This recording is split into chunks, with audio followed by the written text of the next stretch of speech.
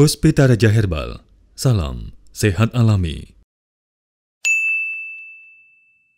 Halo, Assalamualaikum warahmatullahi wabarakatuh. 97.8 FM EMC Bang AS, apa kabar sedulur EMC dimanapun Anda berada. Bagi sekalian di kesempatan malam kali ini edisi bulan baru, ternyata bulan Juli, 1 Juli 2025. Kenapa tepuk tangan kalau ngomongin bulan baru tanggal? Oh, tanggal 1. Hilal ya. Hilalnya kelihatan. Cair. Cair gitu ya. Oke deh. Baik, sedulur Bang AS dimanapun Anda berada, ada Mia Kayu Manis yang menemani panjenengan, dan juga tentunya Mia nggak sendiri. Ada tim Bang AS ini. Tim Bang AS saat podcast itu kita melibatkan 25 orang ya. Jadi ada yang megangin kabel, ada yang megangin sekrup gitu ya. Ngipasin.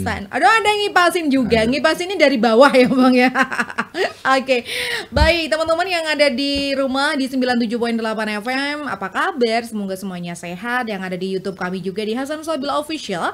Buat teman-teman yang ada di Facebook kami juga di Hasan Sabila, dan juga di TikTok kami di Hasan Sabila, dan juga di Mia Arinbi.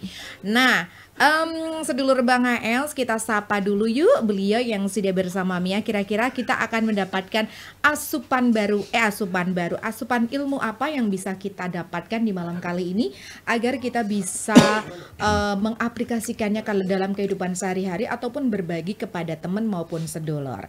Ada yang memakai outfit warna putih-putih dengan nomor 25. Yeay, ini dia. Kelenjar inti itu ada dua, Pak. Ada endokrin, ada eksokrin. Baik. Nah, endokrin itu membawahi apa saja. Nah, ini maka saya akan cerita dulu. Endokrin itu dia akan membawahi 8 kelenjar. Oh. Mari kita belajar, Pak. Belajar lagi. Ada kelenjar hipotalamus. Hipotalamus itu dia terletak di otak, Pak. Dan tugasnya mengendalikan fungsi tubuh, suhu tubuh, dingin, panas, meriang. Dia mengendalikan itu. Sulit tidur, pingin tidur, nafsu makan, perintah dari otak kemudian ke lambung. Hipotalamus itu, Pak. Nah, yang kedua Mia, ada yang disebut dengan kelenjar pituitari. Itu kelenjar yang menghasilkan hormon yang mengatur kelenjar endokrin. Baik. Ya, untuk agar tidak berlebih, agar tidak kurang, dia mengatur itu. Termasuk untuk pertumbuhan reproduksi. Kemudian kita mengenal, nah ini yang banyak orang kenal, yang disebut dengan kelenjar tiroid. Nah. Itu terletaknya di leher sini, Pak. Kelenjar tiroid itu, Pak. Dia mengatur metabolisme dan fungsi jantung dan pertumbuhan tulang. Dia mengatur itu. Yang keempat, nah ada lagi yang dikenal dengan paratiroid. Itu kelenjar adrenal, Pak. Terletak di atas ginjal. Nah, itu yang menghasilkan hormon, adrenalin, kemudian ada kortisol, ada aldosteron, berfungsi untuk mengatur tekanan darah, Pak, agar darah ini stabil. Kita kenal lagi ada kelenjar pineal. Itu fungsinya untuk mengatur siklus tidur dan bangun. Tiba-tiba Bapak, aduh aku ngantuk, Bapak tidur. Tiba-tiba terbangun. Dan ini sebenarnya mengatur semua kelenjar, Pak. Oke. Ada yang keenam lagi. Nah, inilah yang banyak dikenal, kelenjar pankreas. Sering kita dengar kalau ini ya Bang ya. Kelenjar pankreas ini. Nah, kemudian kelenjar testis itu biasa, testis itu pada pria yang disebut testis itu pada pria, kalau ovarium itu pada wanita. Dia menghasilkan hormon reproduksi. Nah, yang ke-8, Pak, yang kita kenal adalah tibus, Pak. Kelenjar tibus ini dia mengatur sistem kekebalan tubuh, Pak.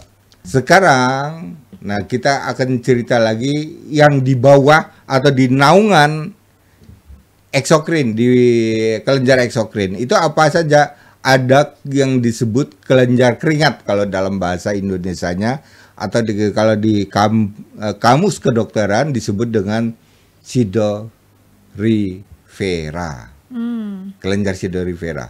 Nah, ini memproduksi keringat dan mengatur suhu tubuh. Kelenjar yang kedua ada yang diatur lagi, kelenjar cairan mata. Nah, ini cairan juga, Pak. Ini tadi kan keringat cairan juga, ini mata cairan juga. Ini eksokrin mengurusi masalah cairan gitu, Pak. Nah, dalam kamus kedokteran ini disebut dengan lacrimal glands.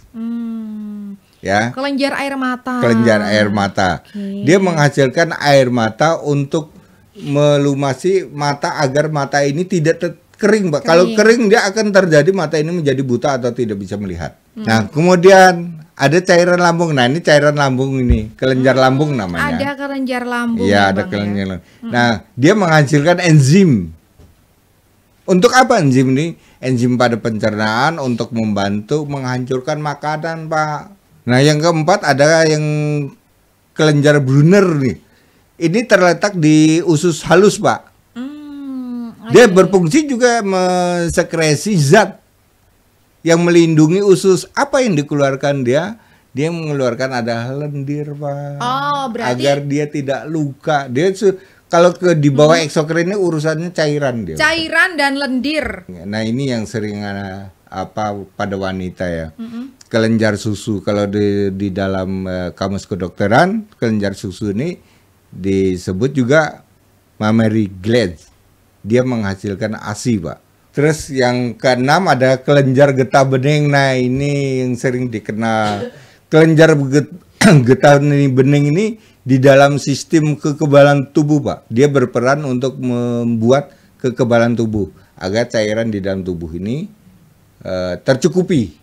Ini kelenjar getah bening. Apa yang kita asup agar kelenjar itu jadi membaik? Ini saya rangkai semua kelenjar, Pak ya, bukan pankreas, bukan tiroid saja, tapi semua. Dia akan kemudian hampir sama sih vitaminnya, kemudian saya rangkai jadi satu. Baik. Nah, kalau untuk memperbaiki kerusakan kelenjar di tubuh kita, Pak ya, itu ada, setelah saya kaji ada 14 terdiri dari nutrisi dan vitamin. Nutrisi itu ada protein yang dibutuhkan, ada lemak, ada mineral, ada serat, ya. Kemudian ada asam amino, ada kalsium, ada kalium, ada zat besi, ada potasium. Oke. Ini urusan nutrisi. Baik.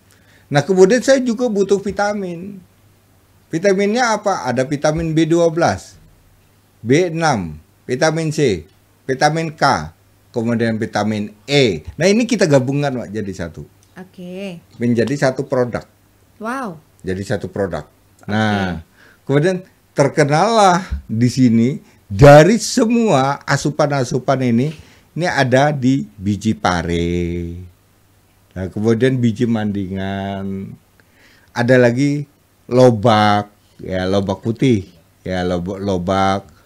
Ada, kalau di Jawa ada terkenal dengan suwek. Suwek itu umbi. Ya, umbi. Itu ada di desa itu.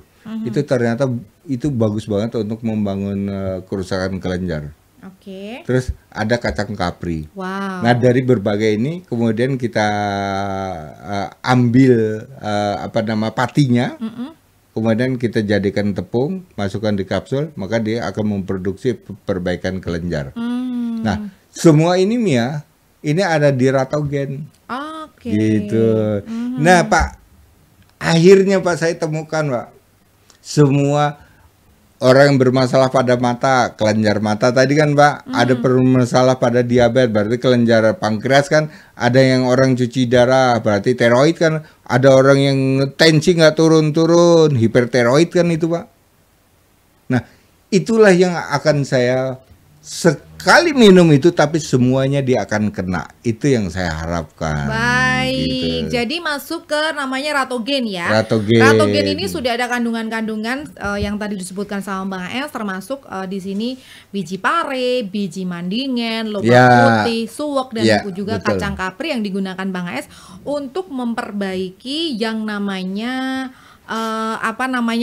kelenjar dalam tubuh seperti itu. Baik. kita mulai akan membuka ini yang sudah ikutan bertanya-tanya ya Bang di malam kali ini, mungkin akan dijawab sama Bang Es secara cepat nanti. Sebentar, ini saya buka dulu pertanyaan-pertanyaannya ya. Selamat malam ini teman-teman ya yang ada di TikTok, apa kabar ini? Wah, namanya susah-susah semua saya nyatetnya. Oh, mungkin yang tadi susah-susah nggak usah dicatat ya.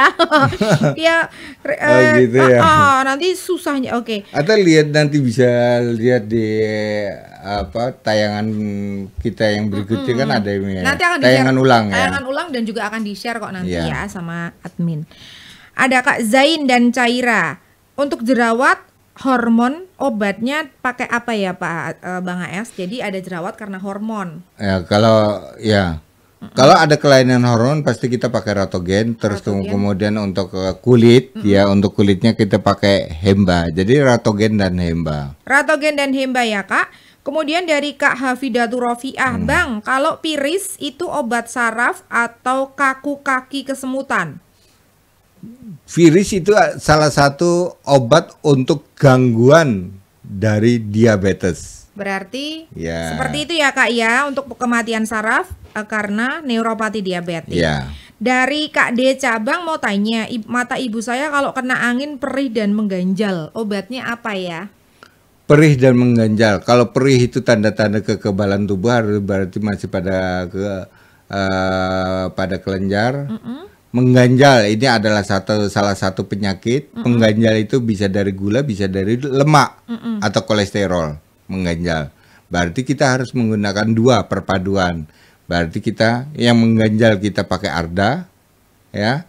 Terus kemudian kalau memang perihnya kekebalan tubuh pada mata ini sudah terganggu, kita pakai Ratogen. Arda dan Ratogen ya Kak ya. Dari Kak Sarin, Bang, pantangan saya kan ada daging kambing, asam, asin, pedes, MSG. Kalau ikan boleh nggak Bang? Ikan laut dianjurkan. Boleh, sangat dianjurkan ya Kak ya. Kemudian Kak Nuridaya nyimak, terima kasih. Makasih Kak. Ada juga dari Mbak Ijem Masri. Bang mau tanya, kalau batuk bersin di bagian pantat kaki seperti ketarik, paha sampai kaki kebas. Ada sakrum. Ada batuknya, tapi ini ada yang sakit juga di bagian pantat. Nah ini seperti ketarik tadi ya Bang ya. Batuk itu bakteri, tapi kalau yang pantat tadi hubungannya saraf dan otot. Ini yang disebut adalah tulang bokong atau tulang sakrum. Ya, ini pasti ada kasus dia pernah jatuh tapi dalam posisi duduk. Ya, itu yang sering terjadi pada bokong ke bawah menjadi keras. Kalau produk kita adalah Prosen dan OT. Prosen dan OT gitu ya. Batuk ini sebenarnya kan kita membunuh bakteri Pak, batuk ini ya. Asal bukan batuk bawaan dari kecil ya. Kalau batuk ini lagi musim nih. Terus bagaimana untuk mengatasi ini? Kan membunuh bakteri Pak. Membunuh itu berarti kita butuh ada kapulaga, ada cengkeh, ada pala, kemudian ada daun kacang tanah, kunyit. Rebus. Gitu ya. Ya, rebus dengan air 3 gelas, sisakan 1,5 gelas untuk diminum 2 kali. Terima kasih. Lanjut ya, karena ini ternyata semakin malam semakin banyak ini ya. Kita sudah berapa jam guys? 1. Kita Bang Ais mungkin akan menjawab, kita kayak cerdas cermat ya Mbak ya. Ya Pak ya. Aduh Mbak lagi. Bang.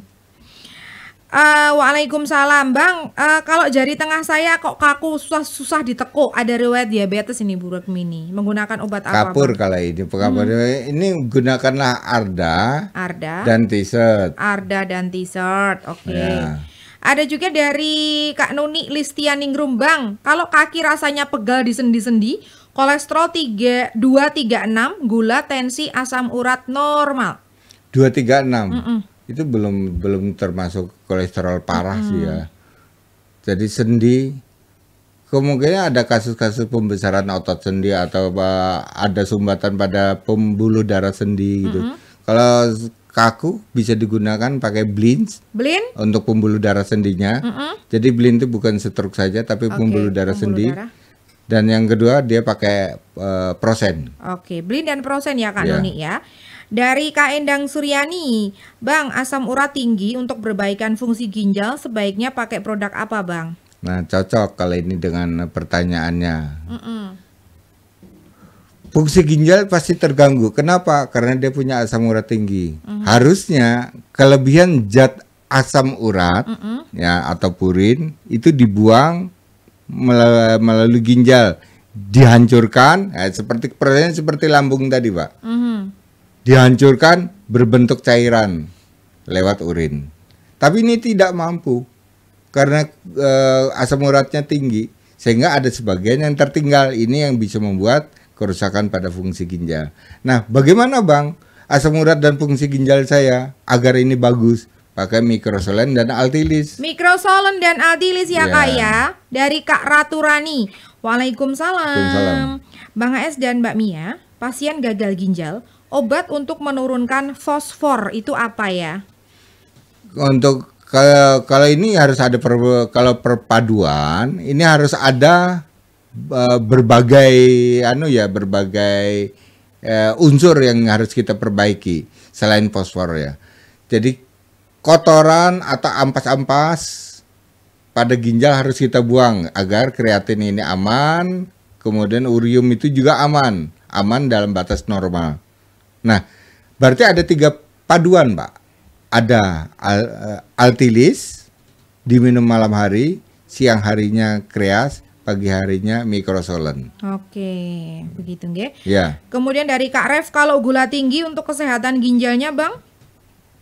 sama pakai Microsolen. Microsolen Kalau dan- sudah berbunyi tentang kesehatan ginjal, Menggunakan berarti menggunakan Microsolen. Oke. Tapi jangan lupa ya dengan Ratogen tadi ya. Oke, baik.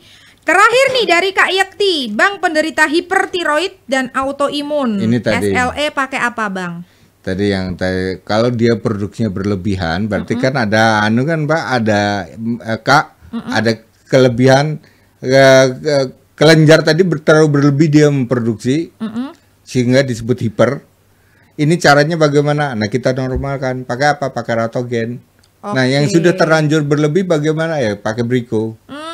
Gitu. Oke, baik. Demikian sedulur Realmse ini. Terima kasih teman-teman yang sudah bertanya di malam kali ini. Namun memang kalau misalkan ada yang keselip, nanti masih bisa menghubungi teman-teman admin kami Ya. untuk disampaikan kepada Bang AS ya. Matur nuwun Bang AS untuk kebersamaannya, untuk Sama-sama, luar Mia. biasa ya. Nggak terasa kalau ngobrolin masalah organ tubuh yang terutama ini kelenjar ini complicated, tapi memang harus kita tahu ya Bang ya, sangat seru Ya. sekali. Insya Allah kita minggu lagi Kamis kita akan ketemu di program Bella Belajar Gejala. Kita akan belajar lagi. Simak terus hanya di konten kesayangan kita semuanya di channel YouTube kami di Hasan Sabila Official, di TikTok kami di Hasan Sabila, di Facebook juga di Hasan Sabila, dan juga terima kasih di 97.8 FM EMC. Matur nuwun Bang HE.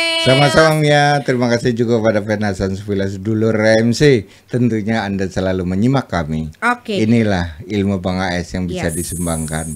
Terima Mudah-mudahan kasih. ini bermanfaat untuk dunia dan Amin, akhirat. Masya Allah, tabarakallah ye. Mia Kayu Manis juga mengucapkan terima kasih banyak. Insya Allah kita ketemu lagi di lain kesempatan. Saya Bang Ais, kami tidak kemana-mana, tapi ada di mana-mana. Bila taufik wa hidayah. Wassalamualaikum warahmatullahi wabarakatuh. Puspita Raja Herbal, kami tidak kemana-mana, tapi ada di mana-mana.